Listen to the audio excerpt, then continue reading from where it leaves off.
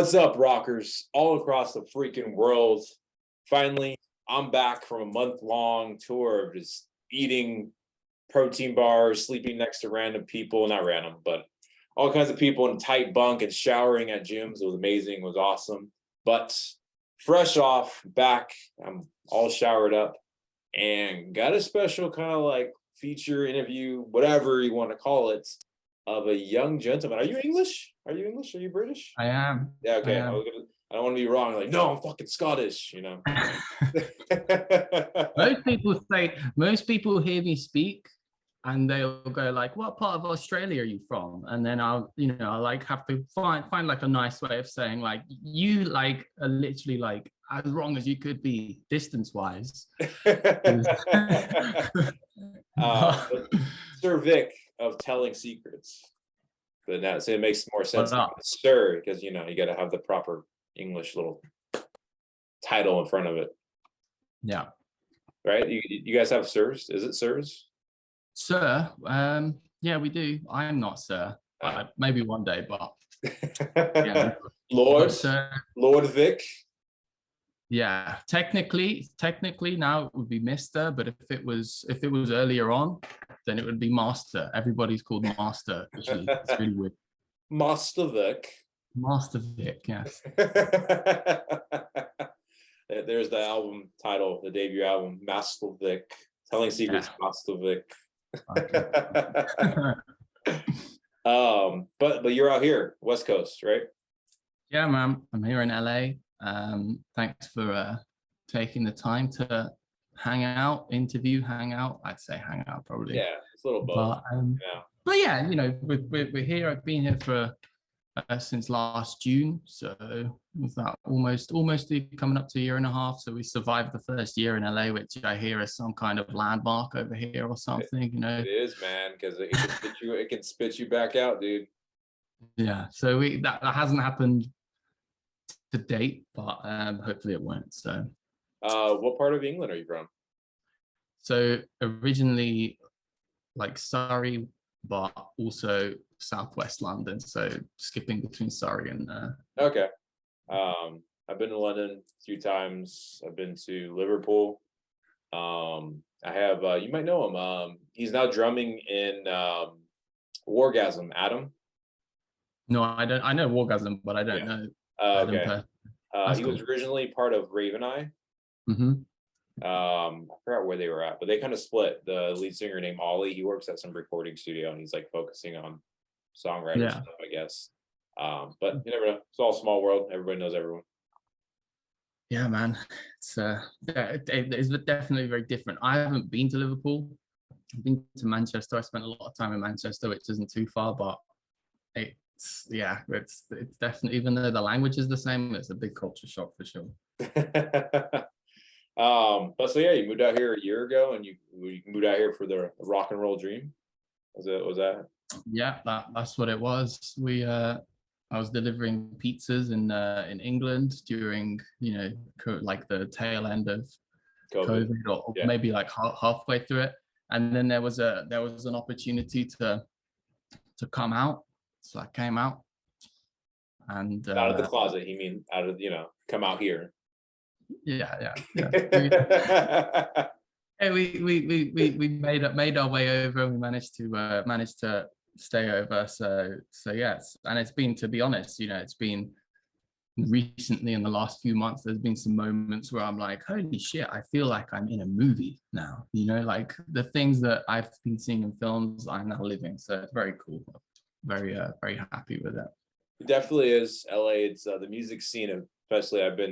I'm originally from Northern California, but I've been all over the world. I've been in SoCal for the last 10 years, and seeing the LA music scene, especially the rock scene, just change and see the new. I got plus and minuses for. I'm not all in for the new scene in LA, but I'm not against all the new scene. Yeah.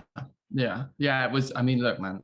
I in England where I was, very very small town, musical preferences for like the average person is very different as well, and it's I think the best like example I can give of just the shock of like, wow, this is what it's like here. Is I can't remember what. Oh, I can remember actually. I went to see. I think like the first gig that I saw at the Whiskey was like just happened to be that Bring Me the Horizon show. You know, the small show Oh they no did. Like, way! That's where I was at as well. I was at that show. oh, dude, it was so good. Yeah. But I got so I still didn't like know my way around LA. So I thought, all right, I'll get like whatever. I'll Uber there. I didn't have a driver's license, car, nothing. So I got an Uber there. I get out of the That's Uber. almost a year ago. Shit. I know, dude. I get out of the Uber. First person I see, red and black jacket, like leather jacket, split down the middle. Jacoby Shadow. Yeah. Fucking like 2 feet away from me. I'm like, oh my god, dude, this is crazy. We've arrived. Dude, it's also super small where you run into people like I knew Space Cowboy from some other hardcore bands because they were opening that night for them. Some other hardcore bands in what the metal scene, because they were really on the hardcore side. Like that was the fans that were there to see Bring Me the Horizon were not ready for see Space Cowboy. That's for sure. But dude, hell yeah. I mean, that's your first show. What a great first show to go see the Legendary at the Whiskey, man. Like, that's a kickoff. Yeah. It's. I'm looking forward to the next intimate show like that because it was insane, and it obviously sold out so quickly and everything. So. And it was cheap. It was actually, I think it was like $50 for a ticket or something like that. Which. It was cheap for the first like, however many minutes the tickets were still available. I know, right? And like, and then it like sold out, and then you could only get like the VIP tables, which is like 1,100 and that's the Whiskey always trying to crank stuff up. But like still, I would say that's still the best way possible. If you saw it, I never want to see Bring Me Horizon in any other format again. Yeah. It's like seeing them in a small club like that, and they sounded great with their own sound tech behind it, dude. Best way possible. Yeah, it was insane. It was insane on that stage as well. But yeah. Well, that's great for their music, but we're here for your music, which you sent over to me and emailed the brand new single that you guys are going to be released, and it's Fragile. Mm-hmm. I got to say off the bat, it totally gives me Silverstein meets Panic at the Disco like vibe. Yeah. So like I was saying, like that Silverstein sound like at the hard rock metalish sound. Like there's some really cool, like I would say like almost like on the breakdown side, but like the hard riffs that go into almost like an industrial hard riff. And then you have, I'd say, the very elegant, I call it classical emo of Panic at the Disco with the vocals coming into it. Yeah.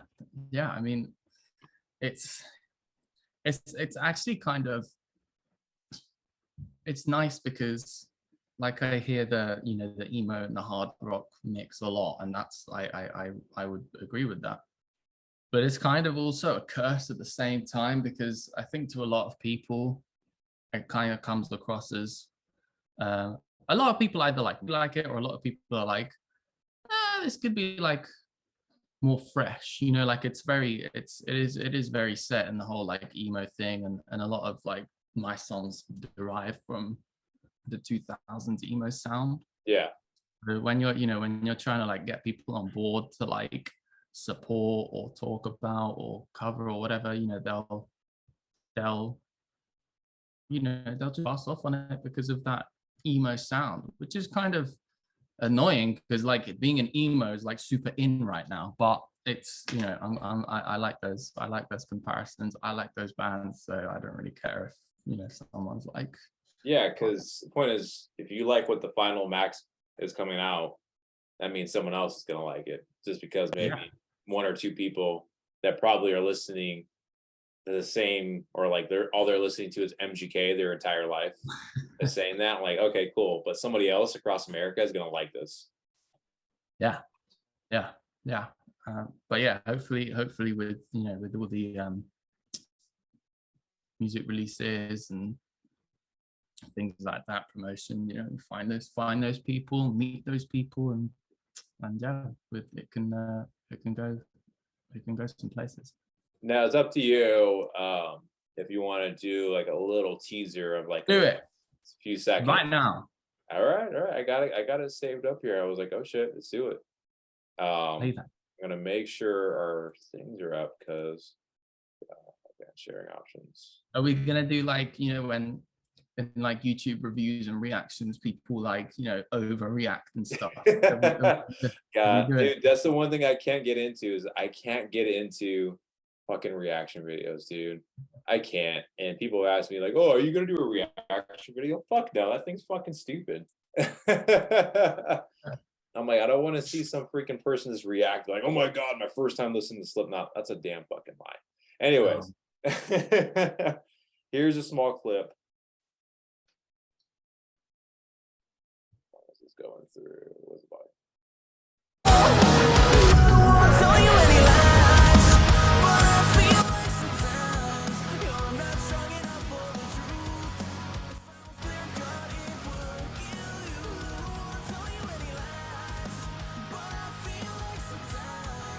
There's the emo vocals that I was talking about. That like nice, the emo harmony. I call it classical emo harmony. Yeah. And then there we go. A hard rock riffs with a little screamo behind it.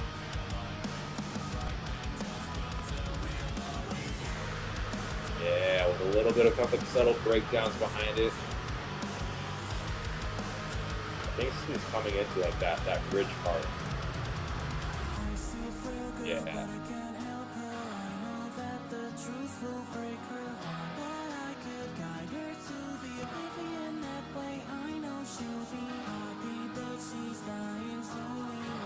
All right, that's enough, people. Yeah, you got your teaser. You gotta wait for it to drop. But that's what I liked about it. That was a good switch and transition. It changes the pace, kind of like that Travis Scott and what's his name with Drake, and they did that whole kind of like change up. I can't say I'm familiar with that, but I am gonna have a listen to it after. I forgot the name of the song. I'm trying to close out. Well, no, now it's not letting me close out. Of course it's not. Why is it not letting me close out? Technology only wants to work when it wants you to work. There we go. But nice. It was like I said, it was like a good switch up. You had the nice hard rock, industrial hard rock tones, and then those emo, nice clean vocals. Yeah, thanks, man. Yeah, it was the clean bit. So the heavy bit was just, you know, a little bit of me trying it out. I think that was the first song I recorded really, which had like an actual scream in it. And then I can't actually remember what the song used to sound like without the acoustic guitar, because the acoustic guitar is only on there. Because I went to Guitar Center, you know, down on Sunset. I actually went back to like return some cables, and I'm returning these cables, and I see this J45 hanging on the wall, you know, in the U section where the acoustics are, and it's black. And I'm like, oh, like I need to buy this thing. Like it screamed to you. It called. Yeah.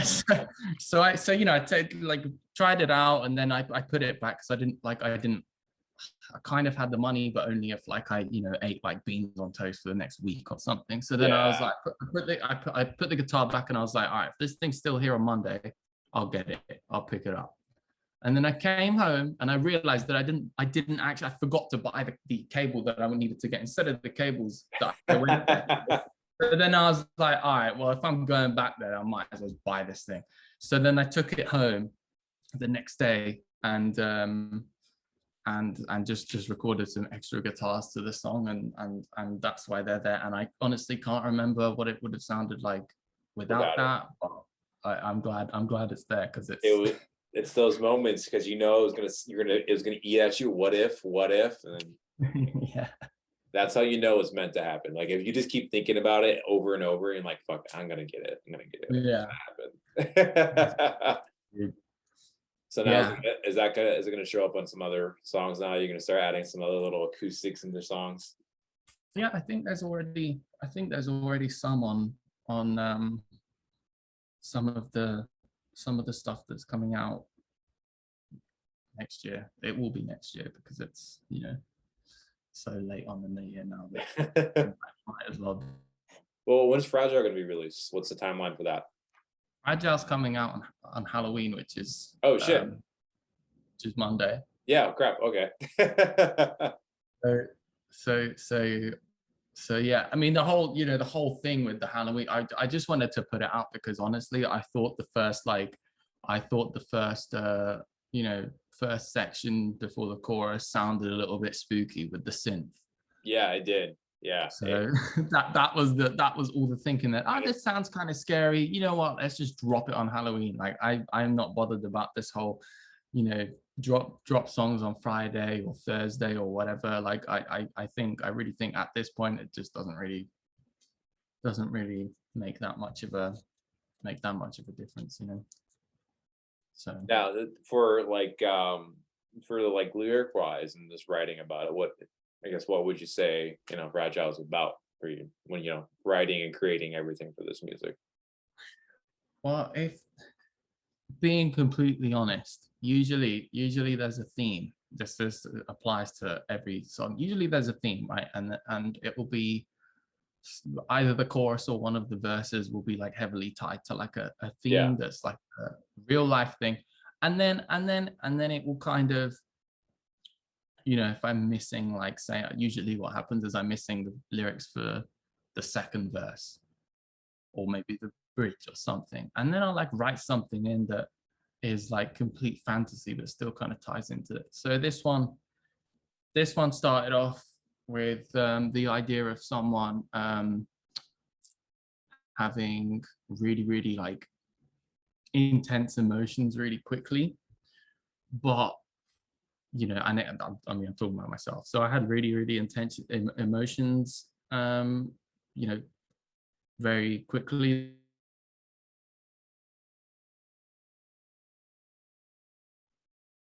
And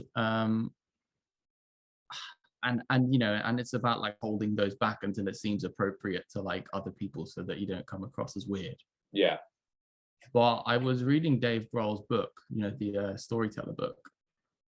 There's great things about it. Which is, you should read it. Like I literally don't read ever, but I still haven't finished the book, I have to say, but it's really cool. But yeah, past the first page. I got past the first 2 pages, dude. It was groundbreaking. Changed my life in 2 pages. I know. I read it, dude. I read 2 pages, and now actually, I am a reader. I've read 2 pages. Like, there's no like, who's to say if you read 2 pages you don't read? Exactly, 2 pages a day changes the world today. I mean, no, just 2 pages, just like 2 pages. Like, but yeah, so the way he was telling stories in his book, he's just a very passionate guy. He was talking about this girl when he was in like high school or something like earlier on in his life, and the way he was like just straight up admitting what he was feeling, I that kind of inspired me to lean into what I was feeling, and I was just writing lyrics about it. So like I don't want to tell you any lies, but I feel like sometimes you're not strong enough for the truth. It's like you meet someone, say you like really like them or whatever, you don't want to tell them because it's like maybe a bit weird or something. Yeah. And then from what I was reading in the book, the way Dave Grohl's talking about it, he's like, fuck that, just tell them, if they're into it, they're into it. If they're not, they're not. So yeah, so that's the main thing. Which people now are offended by that. If you're upfront to people, they're offended, but it's okay to ghost them. Ghosting people. Yeah, exactly. Yeah, which is like, I guess, you could say maybe that's like the silent equivalent. That's I haven't actually thought about that. But yeah, so that's the main theme for the song, and then everything else kind of, the bridge is like a fantasy idea. And yeah, that's the main thing. Usually there's a dual narrative. So yeah, but I think the lyrics will be on like Spotify and those things, with the lyric functions. The little prompter. Maybe on your next show you're looking at it, making sure you're saying it right. yeah, that was useful at some point. Well, I guess it's cool to ask them, generally as a songwriter, myself, what kind of mindset do you put yourself in when you're ready to put lyrics to pen? What creative escape do you put in yourself to, like, I'm gonna power down some lyrics, or whether they come at random, or you just like, I'm gonna come up with a melody or hook first, is there a method to the madness? So yeah, usually the lyrics are last, which is kind of weird, I guess, because I know that a lot of people will start off with a melody and then they'll put lyrics to the melody and work out the chords, etc. But for me, like, I to be honest, I don't really write that many songs because I'm writing and recording everything, so it kind of takes a little bit longer rather than someone turning up to a rehearsal with like a riff and then you will kind of chip away Yeah, at it and you have a song. put it together. But Yeah. yeah, so for me, I watch films. I like for some reason, I don't know why, but I like war films a lot. And I'll get like, maybe there'll be a line in the film that is cool that I'll like twist, and then that'll be a starting point for some lyrics. But usually by that point, I'll already have like a full instrumental. Be like, And I love the smell of napalm in the morning. yeah, or like Alfred from in like The Dark Knight or something will say something cool, and then I'm like, oh, that's a good lyric, and then like write it down and come up with something like that, which has happened before.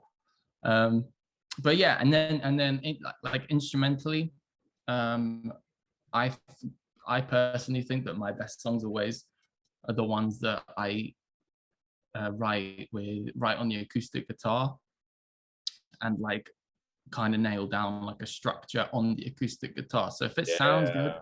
on the acoustic guitar, completely naked on its own, with maybe some like basic lyric ideas or like some kind of idea of what you want the top line to sound like, then that usually like ends up sounding pretty strong when you've recorded it. And then there's That's a other smart little. model because, essentially then you can go back to it and then redo a stripped version of it. And it's going to sound pretty good on a Yeah, stripped version, already creating yeah, that base layer. yeah. And I really don't, they all kind of happen differently. Sometimes I'll start something and it will be finished in an hour. Sometimes it doesn't actually take a month, but sometimes I'll like have an idea and then get stuck and leave it and then come back like a month later and finish it. But Yeah. the only one real try and keep myself to is to not have any kind of mad post-production going while I'm still writing, so that it's not like compensating for the actual like strength Yeah. of the song, like if you want a chorus to hit hard, then the chorus should hit hard without a massive like impact sound at the beginning of the chorus, because that's the whole point. It's post-production. It's supposed to like make it sound even sicker Yeah. after. But yeah, that's pretty much it. I don't really put any music theory to it. I could if I tried, but whatever, it's boring. Hey, if it works, it works. That's what matters.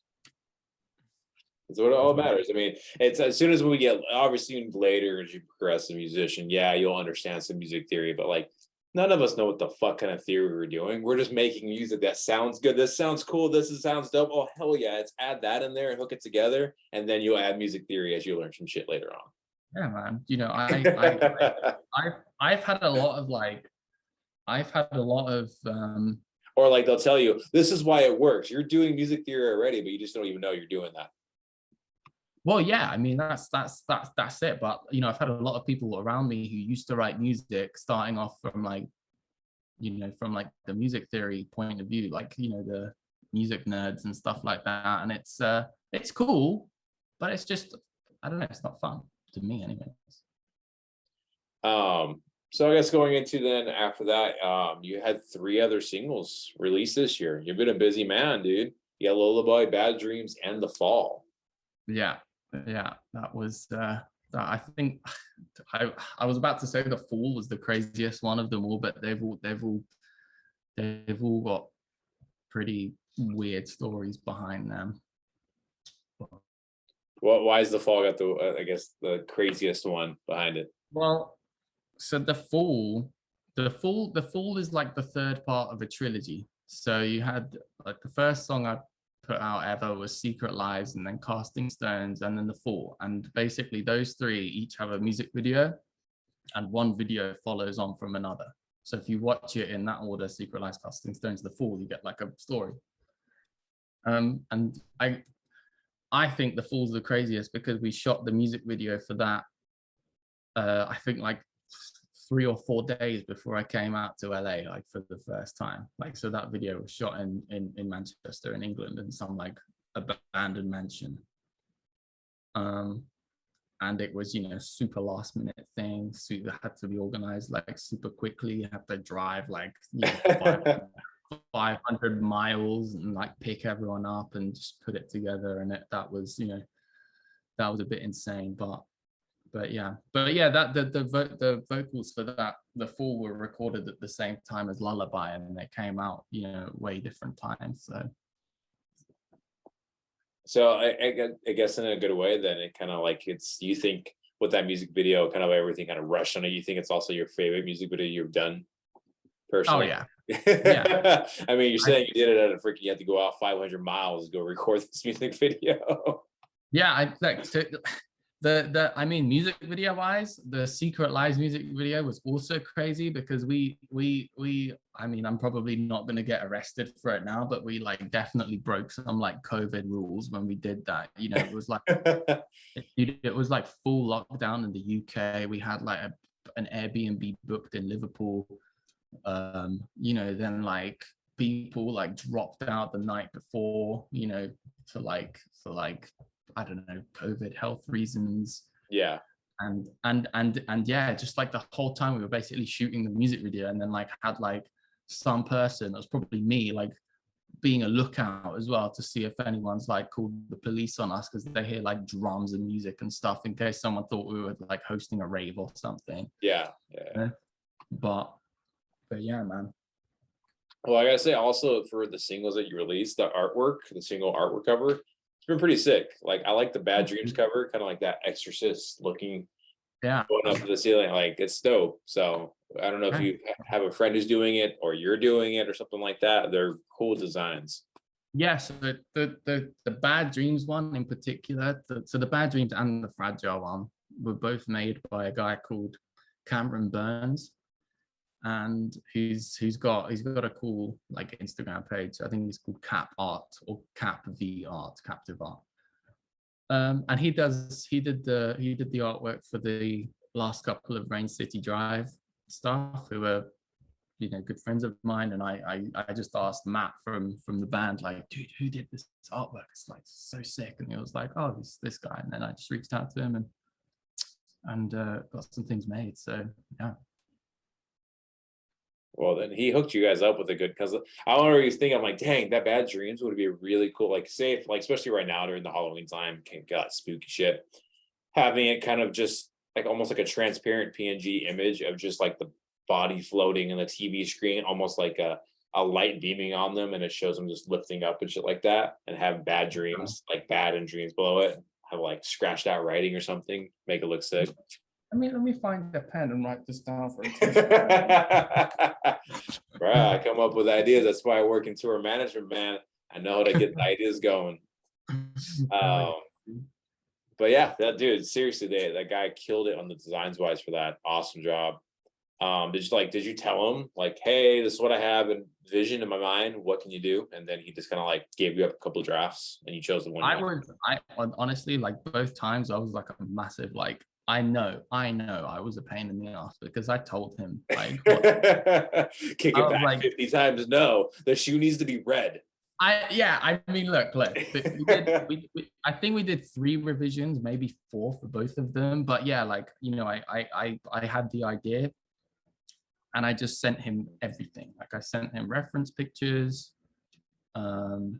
reference ideas, colors, you know, all sorts of shit like that. And then he did his thing and it came out really cool. So I think it worked because I can't do that level of, you know, 3D rendering, but Yeah. you can. But yeah, so I guess then that's, I mean, it's still, he's even with the multiple revisions there. Was that the fourth one then technically?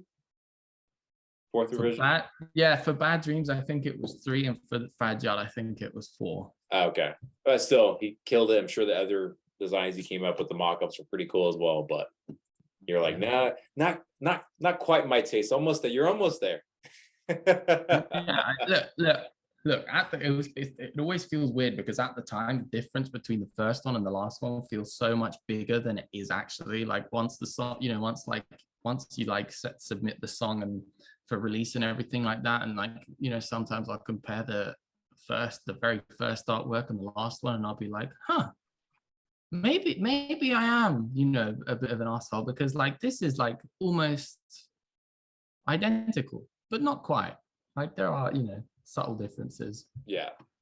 Well, so we can do like, I guess, a cool time capsule going back to your first single, dude. So last year in 2021 was your first single, and how does that feel? I guess coming back now, a little over, over a year, and going, how do you see yourself? I can hear production wise how it sounds different, but how do you see yourself, on the outside looking in? Do you listen back from those, those first music you released last year to now? Do you see yourself as progressing as an artist? You see yourself evolving as an artist so far? Yeah, I mean, on the one hand, I feel really good that it's that you can hear the progression. And I think about this a lot because a lot of the time, like you compare, sometimes when you compare music and production and mixes and things like that to like the big bands out there, like I don't know, Falling Reverse, A Day to Remember, those kind of guys, you can hear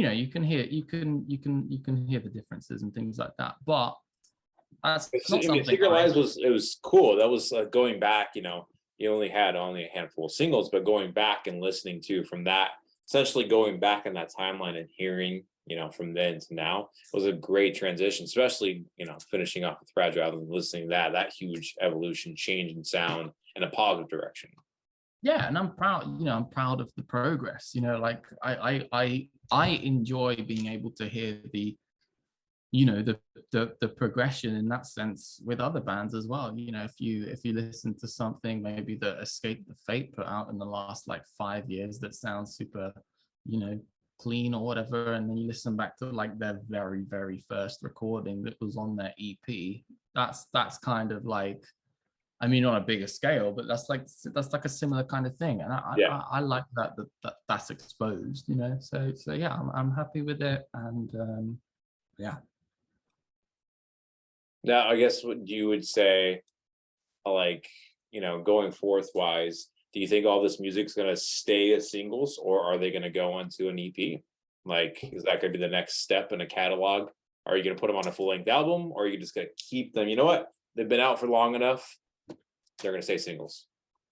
I think when I know when I'm with the first 3 singles, that's going to be a triple single.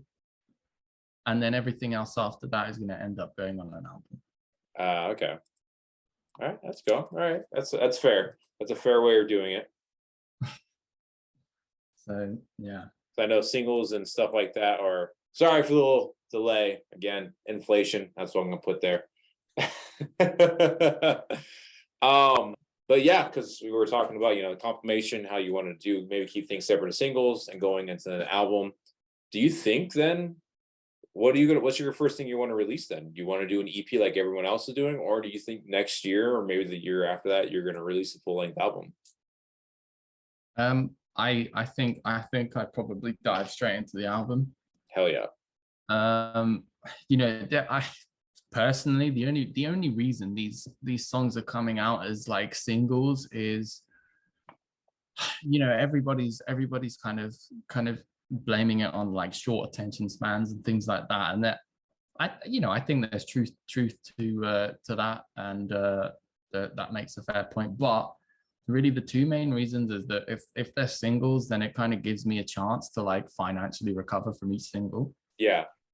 You know, and that kind of gives some kind of opportunity to get some kind of visual or some kind of music video done for each one. So like for the last three, playthrough song going over, like, you know, kind of do all the marketing behind that's, you know, as yeah, like for the last three, I managed to put some, you know, get like visualizers and stuff done. Like, you know, Cameron did the last one, and like, you know, some other people did the previous two, but as well as that, you know, it's just like you said, like the marketing and everything, like reaching out to people, you know, does anybody want to cover this, to get some more eyes on it, you know, to like try and grow organically, you know, then you have to like tie it in with all the bullshit, like making like TikTok videos and like, which you did it the right way. And like I talked about it with a buddy of mine. He has a podcast called Drop Tune Podcast. And I talked about how, you know, how is an organic way, if you're not going on tour, for an artist to get their music out. And you did it the best possible way, you know, messaging me, asking if I'd be interested to do it, like making it a personable contact, you know, to go into someone, not like what I've been seeing, this generic copy and paste fucking shit where you're like, hey, we're so and so from this band, you should check out our music, you know, link in this. It's copy and paste bullshit, no personable side to it. I'm like, why am I going to give a fuck about this then? If you want someone to check out music, you know, direct it towards them, saying, hey, you know, their name, you know, actually make it a personable approach. Yeah, I mean, look, man, like this at the end of the day, like you will literally have, and I know I do, like I have like friends that who even like don't care about the music. So why would some fucking random person care about a copy and pasted message? And I think it also goes deeper than that, you know, like it's, you know, it's one thing like making a personal message to you know, to someone, reaching out that way, but I think like there has to be some kind of like a level of like organicness to it as well. Like if like you're genuinely interested in the person, like, you know, like so with you, like, you know, like I kind of like, I saw that, you know, we know like some of the same people, you know, I've seen what you do, and I like kind of like kept an eye on what you did for a while, and then I saw that like you followed me back as well, so I was like, okay, cool, you know, let's just chat, and then you know, I'm sure like we'll probably run into each other at the whiskey, seeing as we like already went to the same same going show. There, I'm already going there tomorrow night. Some buddies are playing a show. Yeah, I saw in your story, but yeah, that's what I mean. Like, you know, it's from that aspect. Yeah, I do try and do it the right way. You know, there's and then, but I will be honest, like there are some people who do get like half copy and pasted messages, like, you know, like media outlets who are, you know, lazy with their coverage, but you still need the coverage. Oh, gotcha. Yeah, that's understandable. It's just all like, you know, part of how it is, you know, and at the same time, like I will also confess that sometimes when it comes to that kind of stuff, like I'm a bit of an asshole. Like, you know, that's that's like, totally fair, know, dude. Like I don't know if you're familiar with the platform Submit Hub.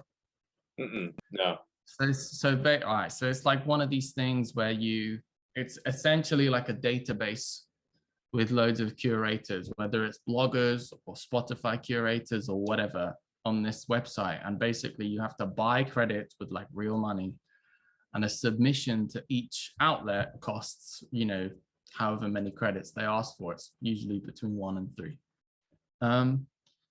So, you know, so I'll be like submitting the songs to like blogs and things like that. And it's like completely fine, you know, being declined, because you can be declined or approved. But you cannot ask for feedback. And usually I ask for feedback because I'm like, okay, so if like they say no to this song, then like maybe in the future they'll like this because they're looking for something heavier or something, you know, not quite as or whatever. So that's how that goes. And then today, earlier, I submitted the song to A Place. And I think I've submitted every single song to them so far, and every single one they've said no to. And like each time the reasoning was like different. And this time I was like, all right, I get what they're saying about the other ones, like feedback wise and everything. But I think this one like ticks the box that was missing last time. So I sent the song. over, and then they sent me this like really long message, really long message saying like praising me and like the music and everything. And then like at the hour, and we recommend that you test the mix in mono to make sure that they still punch and everything. And they said like all the best at the end. And like there's no opportunity for the person who submitted the song to reply, which is fine. But it really pissed me off because it kind of just felt like, these like, I went on their page and like, no disrespect, but like we're in the same fucking boat. Like, it's a small artist trying to get coverage from a small blog, and the artist is, paying for everything. Yeah, exactly. They're still taking from you and you're getting nothing out of return. Yeah, mix, Yeah. mix musicians if you need them, editing, just literally everything, submitting the song, just everything. That's why I'm really happy that I'm thankful that you sat down with me, because we're here. I'm having a good time. I hope you are too. And it's and it's like a natural thing rather than something like that. So currency based thing. That's what it's come back to now as well. It's all currency based of like how much you want to pay for us to look at it. Yeah. I mean, I went on this blog's Instagram page, and I saw like one of the things in the description was like, we take volunteers as well. So then I was like, so you have like people like working for you for free, and then you're taking money from artists, basically from the artist through this website, and giving saying it probably to the people who are doing it for free. Yes. So basically, it's like a model where some random guy is like, is doing it on the side. So I sent them a message. I was like, look, I really appreciate the feedback because it was, pretty detailed and everything like that. But I see that, you've got volunteers working for you. So from now on, I'm going to send you my submissions through DM on Instagram because it's free to me, because the artist is paying for everything. And if that's not all right with you, then feel free to restrict my Instagram account. Cheers. And it just, really, really pissed me off because, this is a conversation that I had with like Matt, my friend Matt as well. Like, the person who made the song knows what's like wrong with it, like there's no mix or song or anything that like is probably going to be perfect to absolutely everybody, given there being differences between like this kind of stuff and like falling reverse for instance. I like their mixes a lot, but the artist knows like what's wrong with it. And then when someone says something that's like kind of like, nah, it's kind of bullshit, or like you're just kind of saying that because you like don't want to feature it, or like you're just not like as into it, and feedback doesn't make sense. It's it's really, it's annoying. And everybody says like, oh, don't let that get you down or whatever, but I just don't really like just kind of dealing with that, because when when you're promoting your own stuff, like there's a lot of that, a lot of rejection, and that's fine. But I just think I think it's the same thing as what you said about the whole ghosting people and whatever. Like, all right, fine, if you can, if you're allowed to say that to me, then I feel like within reason, without being rude or nasty or anything, like I can write back to you and just exactly. It's exchanging. It's not a one-way exchange here. I should be able to appreciate and put it back like, hey, all right, thank you for your input. Here's my input back. Cheerio, have a nice day.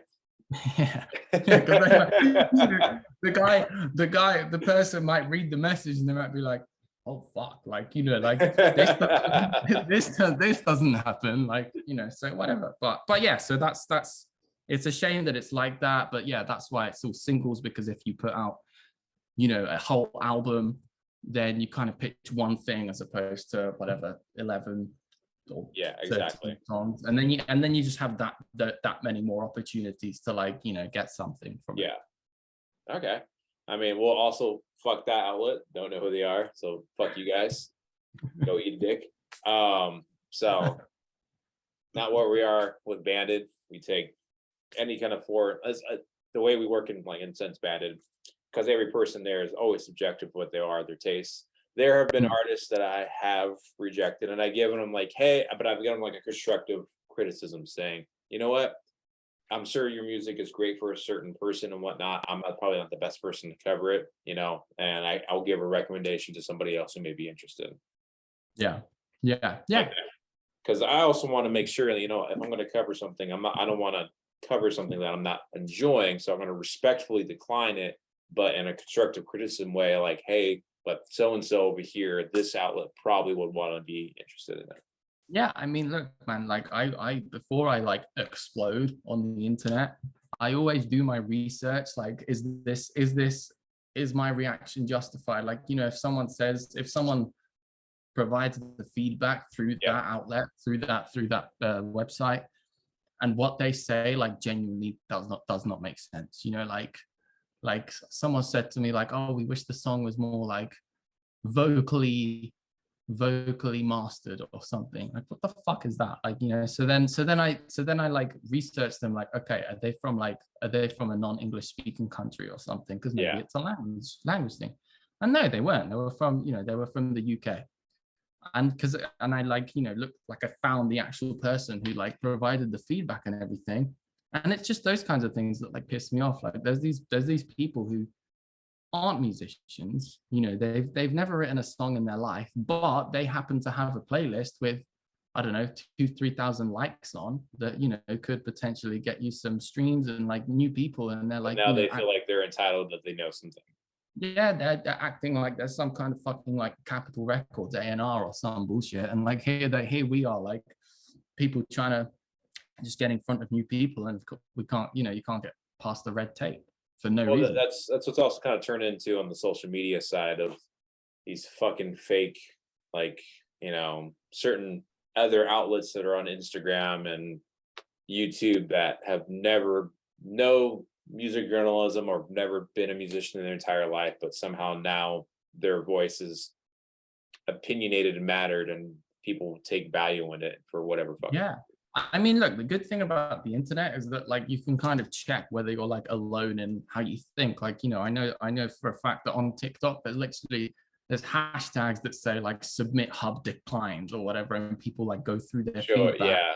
And it's like, because it's I know what a sore loser sounds like. Probably like, maybe to some people I sound pretty close to that, but it's a thing. Like, it is what it is. And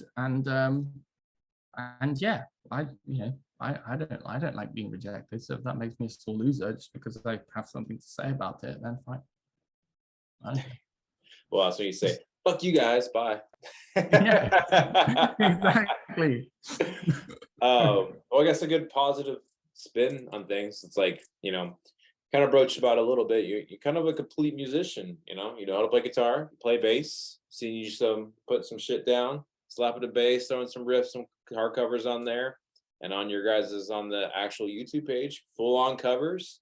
Like, dude, the Architects, Prime, nailing Alone Again solo, fucking Ben Bruce, his freaking solo. That's the only song I like from that album. Everything else is complete shit. But that song is sick. That riff, I love the riff in the intro. That riff is sick, and the solo is bitching, and you nailed it. Thanks, man. Yeah, the covers did a lot for me. The covers are actually kind of how I ended up here in LA. So I'm a guitarist by trade. I did I studied music, and that's how I kind of fell into this whole thing. I studied music, and I got sick of music because nobody wanted to play rock music in England, in Manchester, which is where I was. They all wanted to play like neo soul, Motown, and play functions, wedding back, just become like function musicians that would just pay the bills with like weekend gigs at people's weddings and things like that. Yeah, bullshit. But yes, yeah, and so like this genre of music was like majorly looked down upon, like almost like where where you kind of feel like the kid in school who like walks into the room or whatever, who's like, who's like, I don't know, he's like walking into school with like both straps on his backpack and everybody else has got one strap One on strap, yeah. because they play jazz and they're like, oh look, dude, he's fucking two strapping, like what a loser, that kind of thing. Yeah, yeah, And yeah. then yeah, so I just got sick of it. So I just thought like, again, like had the whole like, fuck you guys then. So then I studied something completely different.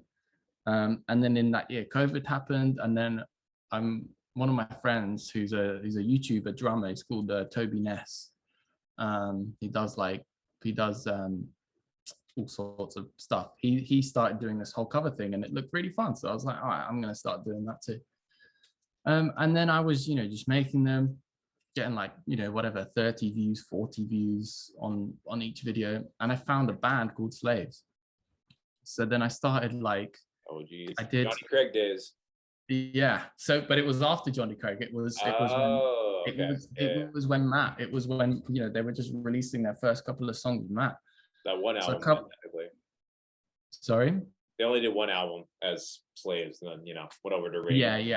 Yeah. So I did Bury Alive, then I did like whatever, I can't remember what the next one that I did, but I think it was Talk to a Friend, and then I ended up covering the whole album.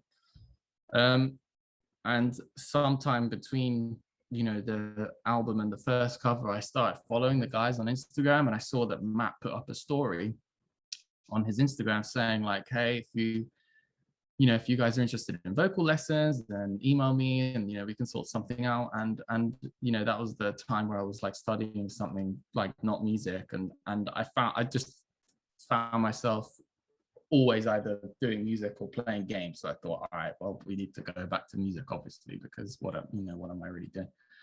So then I was writing these songs and doing the covers at the same time, and I didn't have nobody wanted to play the same music as me, so I had all these songs and no vocalist. So then I booked a lesson with Matt, and I was like, all right. He was like, all right, so what do you want from me? And I was like, dude, I just want you to listen to me, like maybe to listen to some of these song ideas. And somebody like this is like, yeah, like I just booked this for a therapy session, not a vocal lesson. But yeah, I was like, dude, I need you to listen to me to tell me whether you think this vocal thing is something I should pursue, or if I should just give up and like be, just stick with the guitar and then hope that someone who can sing comes along. And then he was, and then we started working, and then I started writing some of the songs like Secret Lies and Casting Stones, just like on my acoustic guitar, and I'd like show it to him, and he'd give me some ideas through Skype. He was here in LA, I was in England, and then one day he was just like, what do you really want to do? And I was like, dude, I really want to be in LA. And he was like, all right, fucking do it. Like,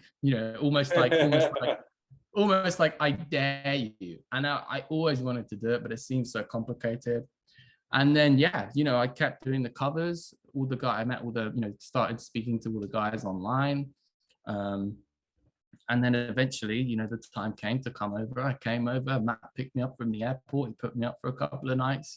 Like we were hanging out. I met the guys, in the band and everything. And yeah, the covers haven't been happening for the most part since I've been over here. But that's that's why those were a thing. And yeah, that they were like a COVID time passer / relationship builder.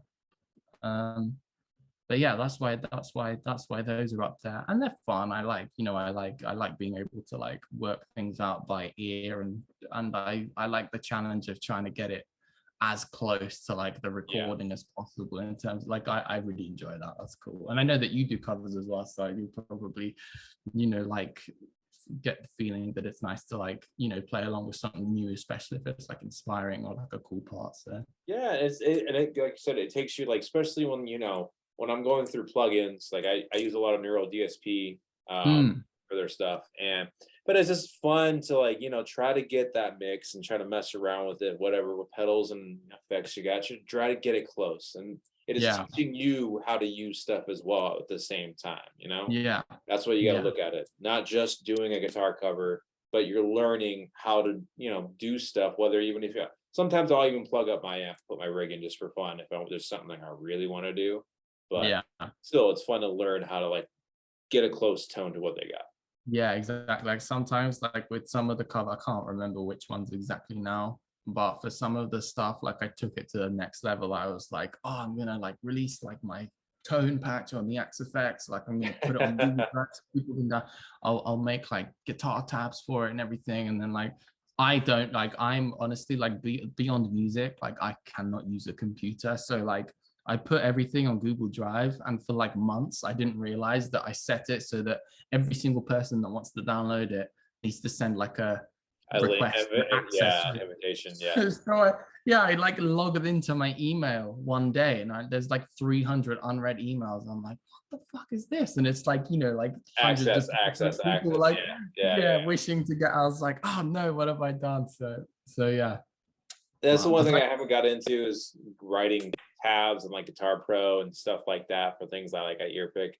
I'm like, I just earpick it. I'll tell you what tuning it is, and you guys can, follow the video on where I'm at in the fretboard. But putting on yeah. Guitar Pro, it's a little bit different. Yeah, like on it, like I think on one of the videos where I said like in the title like guitar tab and people needed access, like it got like loads of dislikes at one point, and I was like, why is there so many dislikes? And I think that's when I checked my email and saw that people like can't download it. There's like all these angry people going like, like this is stupid. There's no tab.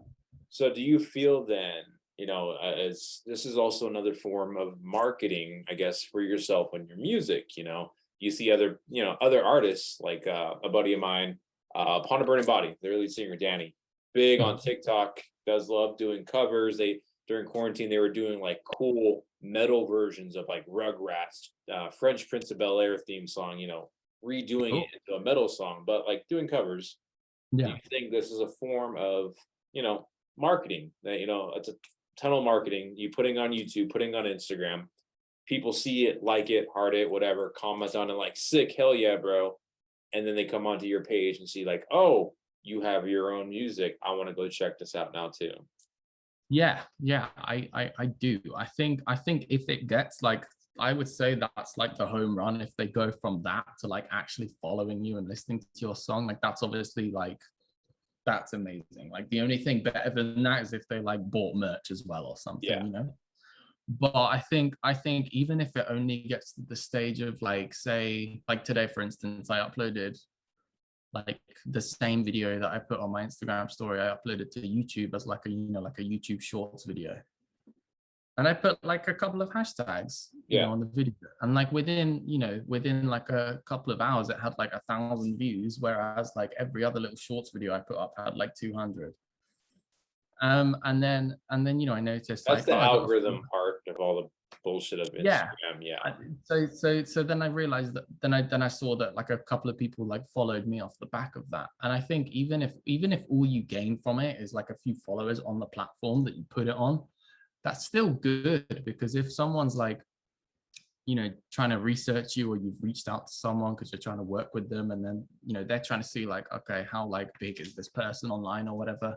Yeah. Like, like it's like every video is like a brick, and, sometimes you get lucky and you get like 40 followers from one video. Sometimes you get 3, but, at the end of the day, like it all adds up, and I guess you were going to make that video anyways. So it's not hurting you not to make it.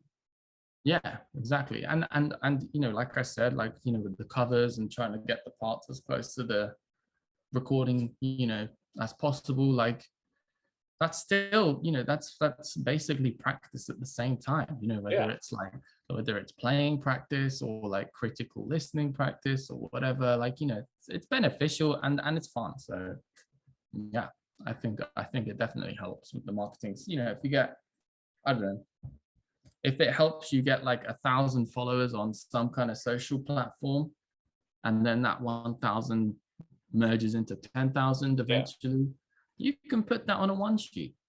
Essentially, I mean, that's how guitar player Kiki Wong blew up, because she just did covers. That's all she did. But like, she enjoyed doing it. And that's one thing, you got to make sure you enjoy doing it. Don't just do it to try to get like, oh, I want to be big famous on Instagram. Ain't gonna work that way. Just enjoy making shit, and if people follow you, they'll like it, they'll heart it, and all that bullshit. Yeah, I would agree with that. I guess what's next then for your time frame? You have the new single Fragile coming on Halloween Monday, literally Yeah. less than a week. What's the schedule for the rest of the year? You know, do shows next year or anything for us? What's the next timeline for? Can you tell us the secret on telling secret? Oh, I see. I see what you did there. You know, I get that a lot actually.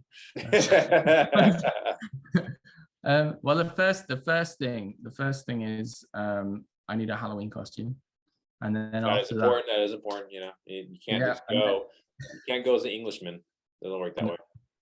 well, I could hear because it's, you know, it'd be kind of scary because the English person's always the villain in the film. So That's not true. James Bond. What are you talking about? yeah, but but like the villain in James Bond is always like even more like they have even more like, oh, Mr. Bond, I've been expecting you. Like if it's not an English guy, it's like an English guy with a cap or something. Gotcha. Yeah.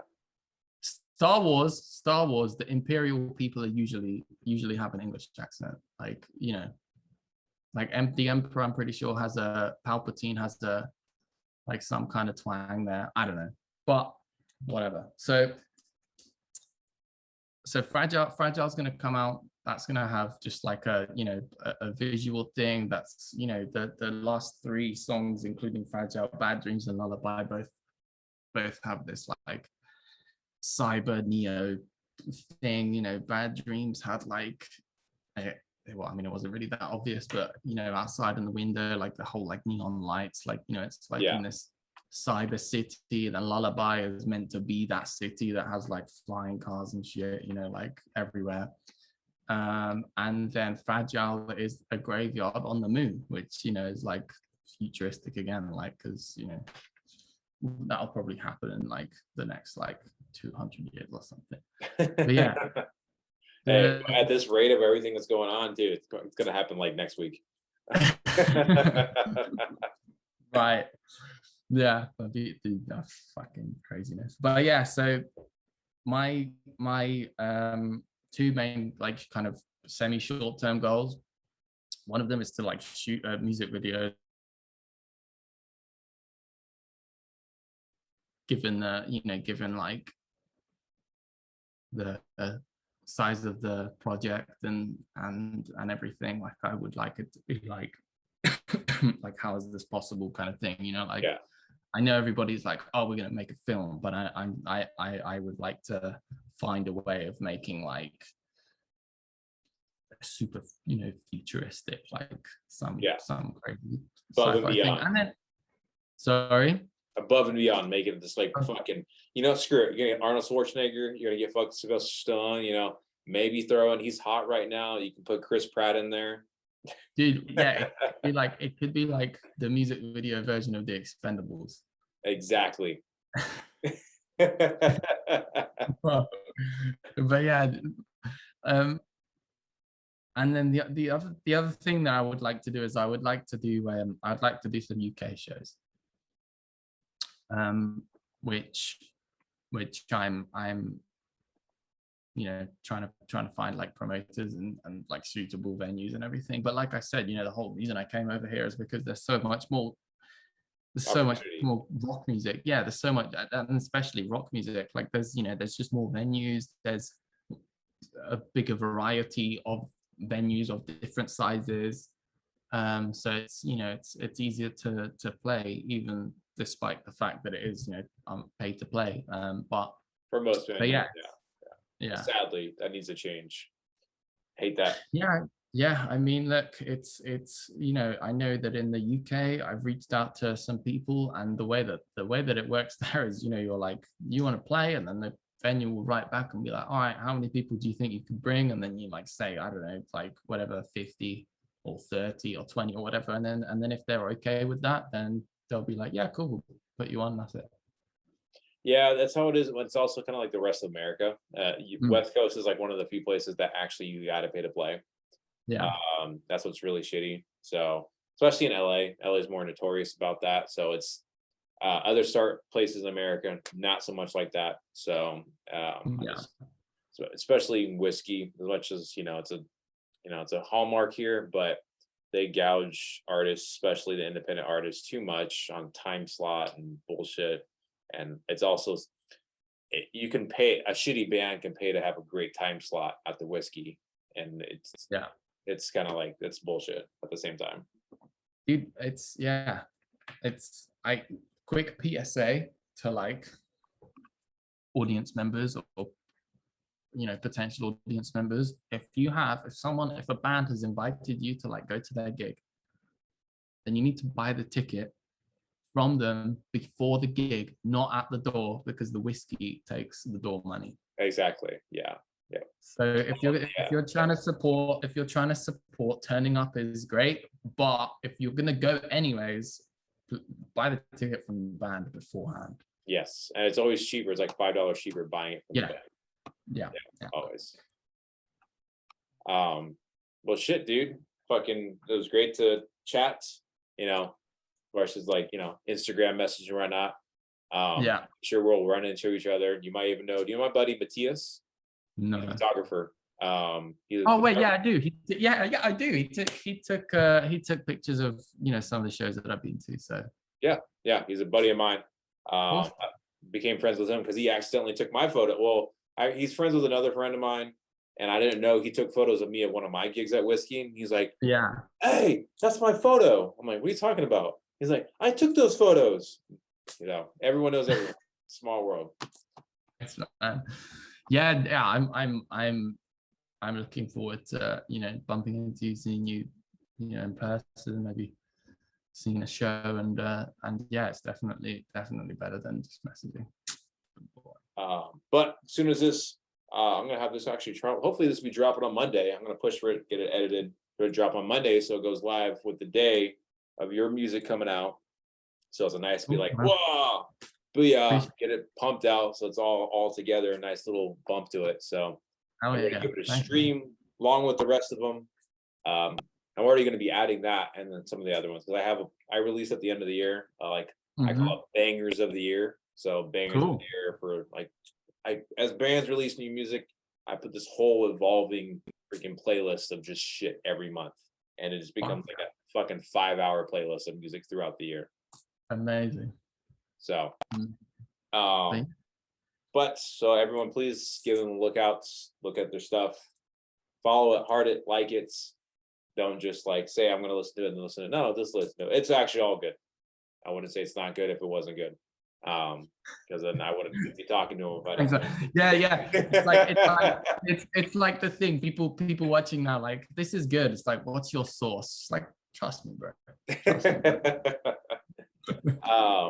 But without a doubt, always horns up and be on the lookout.